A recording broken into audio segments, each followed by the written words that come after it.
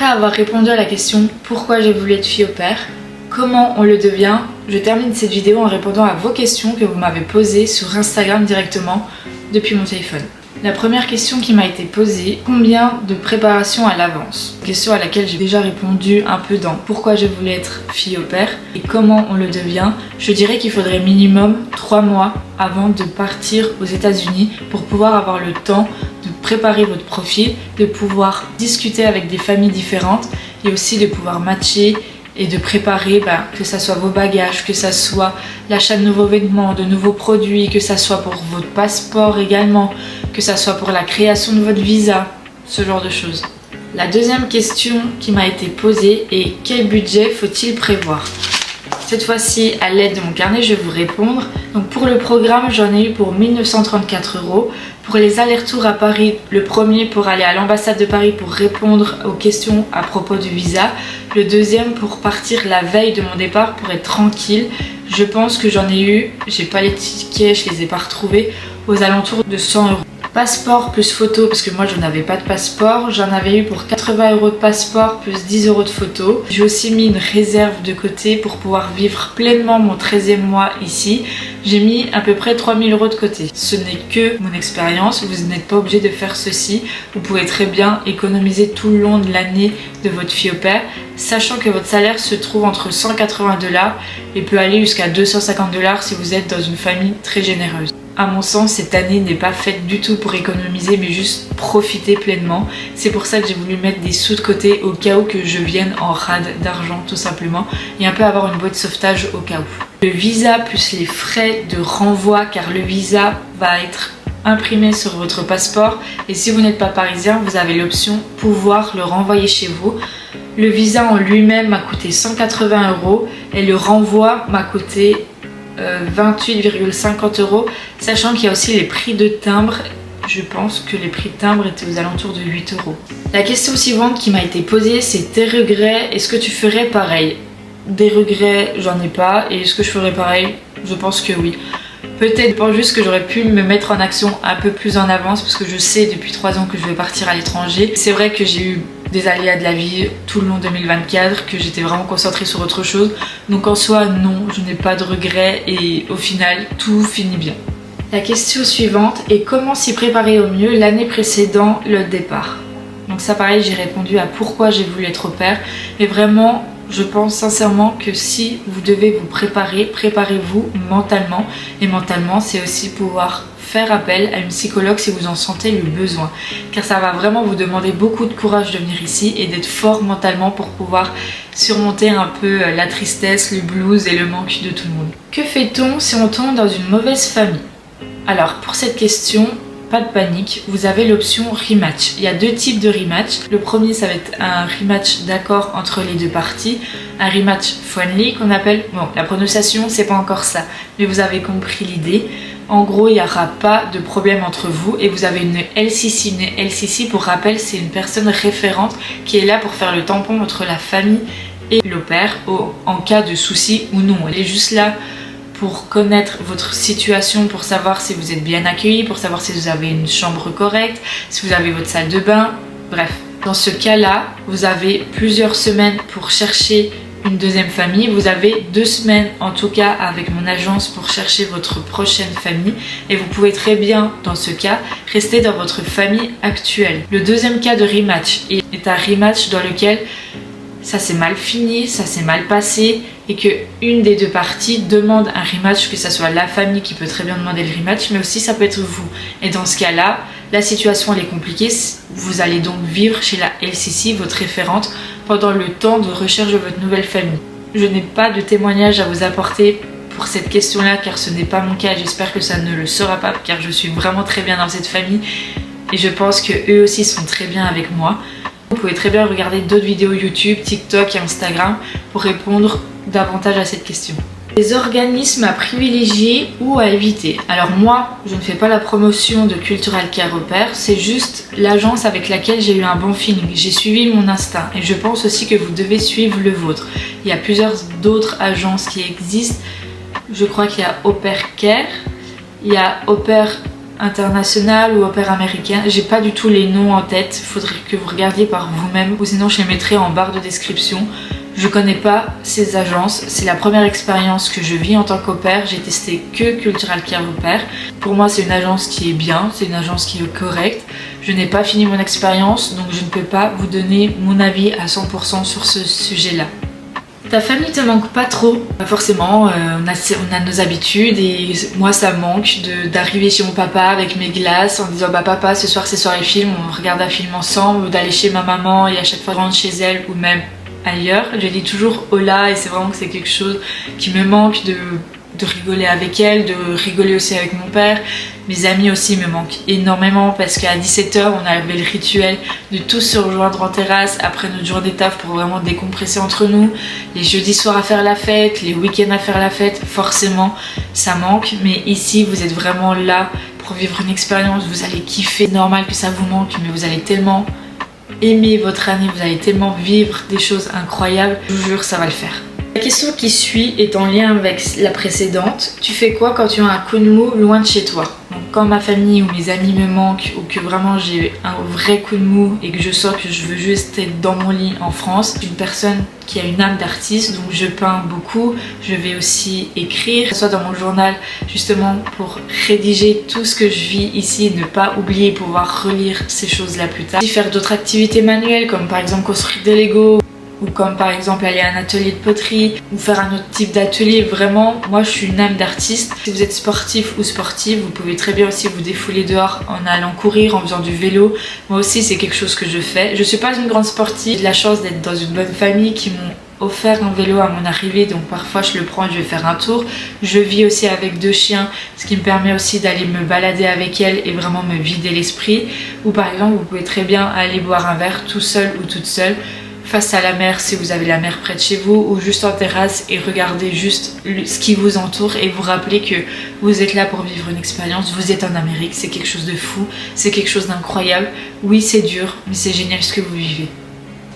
Ce qui te manque le plus en France en étant aux USA, je pense que c'est le fromage, premier degré, je pense que c'est le fromage. Un bon camembert rôti en terrasse avec les patates qui vont avec, ça manque. Une bonne raclette aussi, forcément ça manque aussi.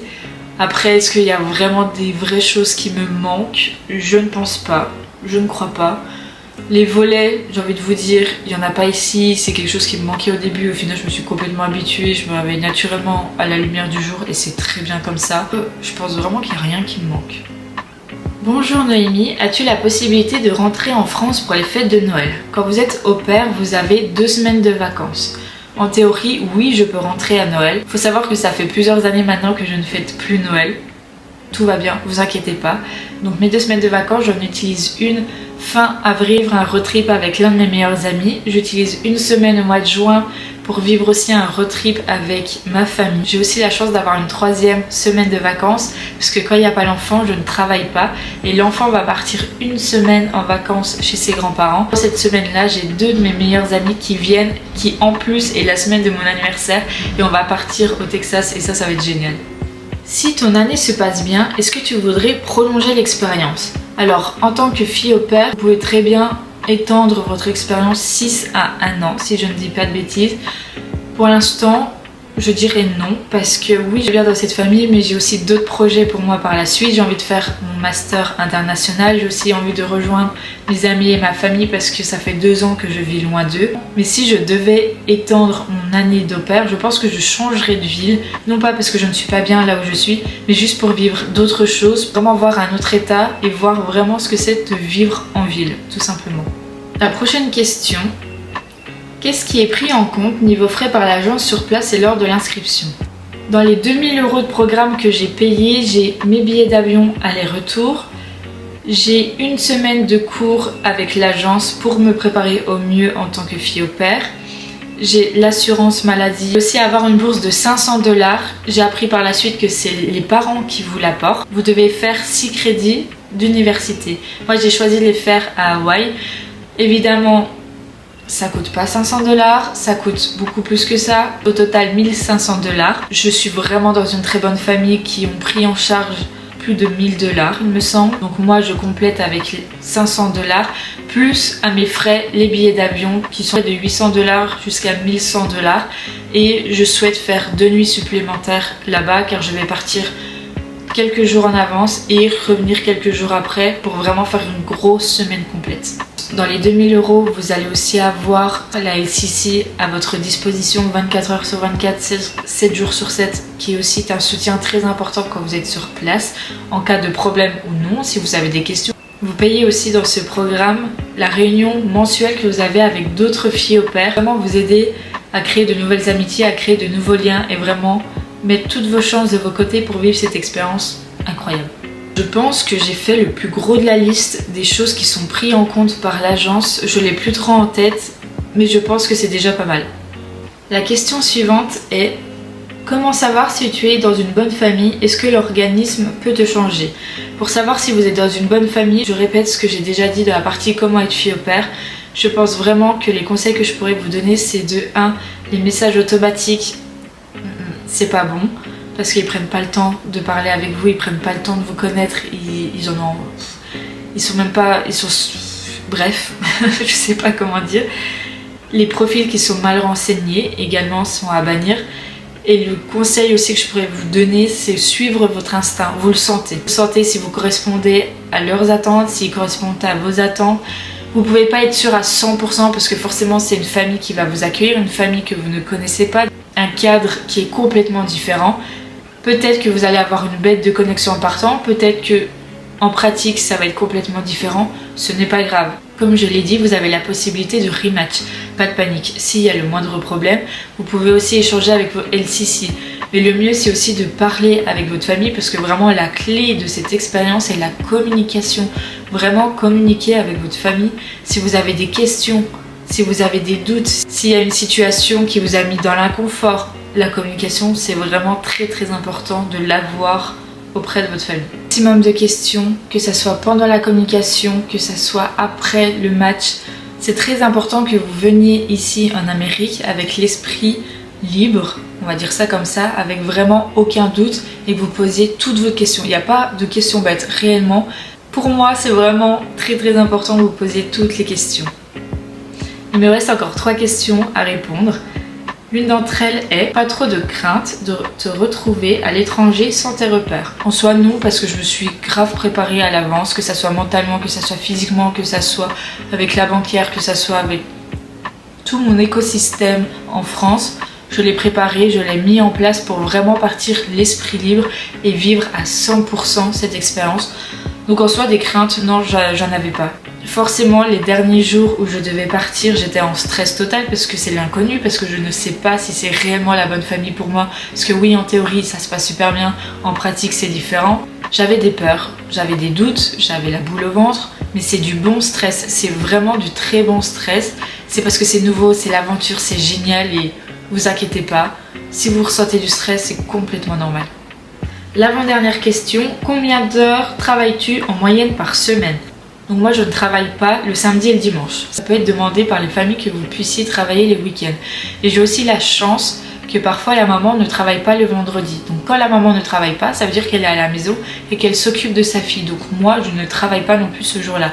Donc parfois je vais avoir des semaines aux alentours de 35 heures, comme parfois je peux avoir des semaines aux alentours de 28 heures. Sachant que je suis avec l'enfant à peu près 6 heures, 6 heures et demie par jour, mais j'ai aussi 1 heure par jour de transport seul par rapport aux activités de l'enfant.